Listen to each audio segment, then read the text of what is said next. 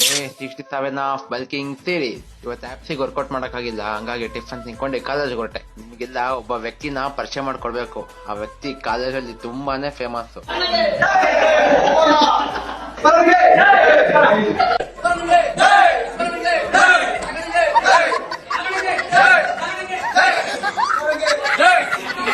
Photographer ಕಾಣ್ತಾ ಇಲ್ಲ, ಎಲ್ಲಿ?